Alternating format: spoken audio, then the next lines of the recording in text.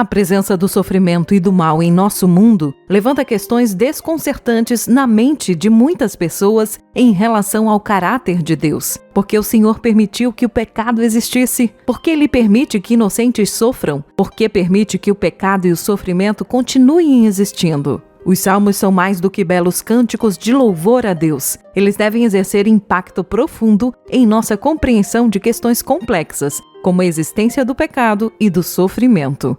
Deus ouvirá nossas preocupações com alegria, se o consultarmos com fé e humildade.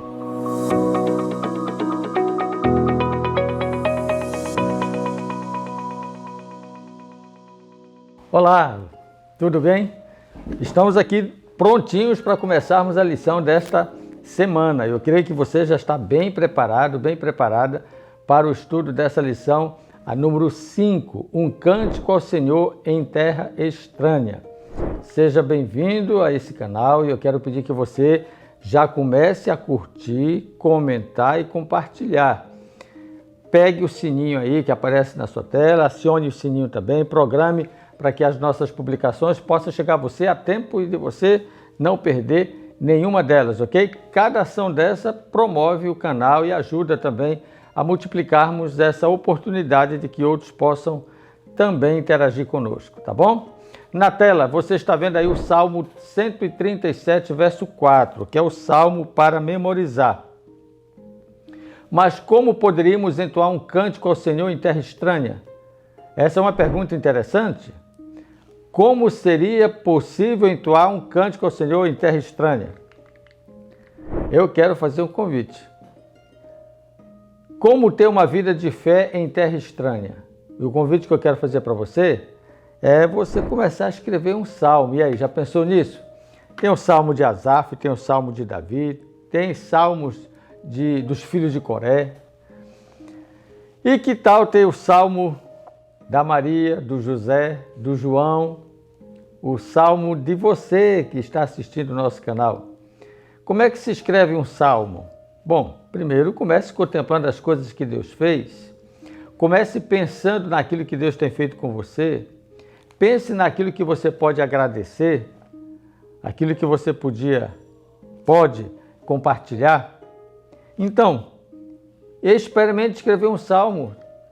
Já pensou se você conseguir fazer um salmo por semana?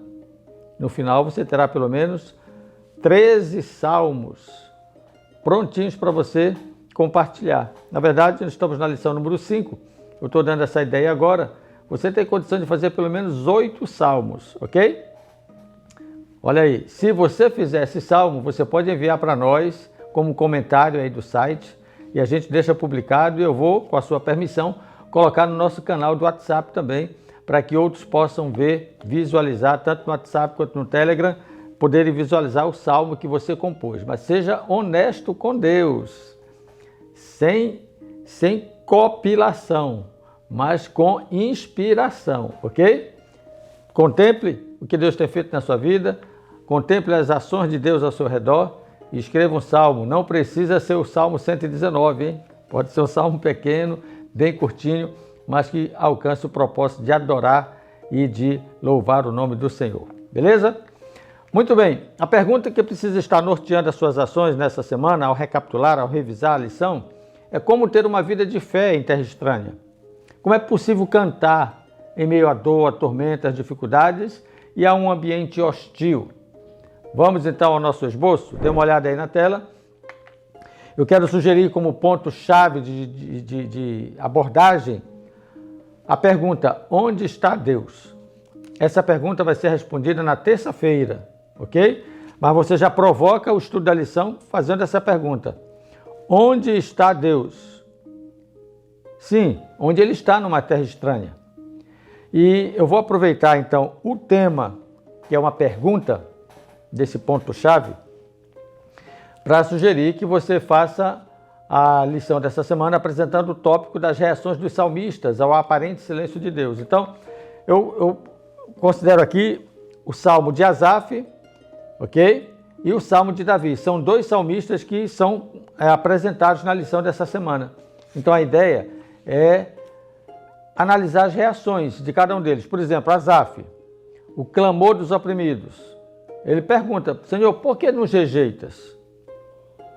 Mas ele apresenta uma resposta também. O Senhor é Salvador nosso. A outra dica que eu dou para você para revisar o tema dessa semana é você ler o Salmo 77, verso 7 e o verso 20, a primeira parte. No verso 7 há uma pergunta. No verso 20 há uma resposta. Então feche esse tema de Asaf, que é o clamor dos oprimidos, com essa pergunta e essa resposta. E você fechará muito bem o tema da lição, dessa primeira parte da lição. Observe que hoje eu não estou trabalhando dia por dia. Eu escolhi tópicos. Nós temos o Salmo de Asaf, que são 2 lições que tratam desse assunto nessa semana, e teremos também o Salmo de Davi, que são outras 2 lições que tratam desse tema. Então eu agreguei a revisão da lição dessa semana nos 2 salmistas, Asaf e Davi. Um baseado em Asaf no Salmo 74 e 79, outro baseado em Davi no Salmo 41. No caso de Davi, ele observa a adversidade por causa da doença, do tipo assim, as enfermidades, as dores, são adversidades da vida. E o que é que Deus faz diante disso? Percebe? Os 2 salmistas perguntam, primeiro, por que nos rejeitas? E no segundo, Davi pergunta, Senhor, o que é que tu está fazendo diante de tanta desgraça?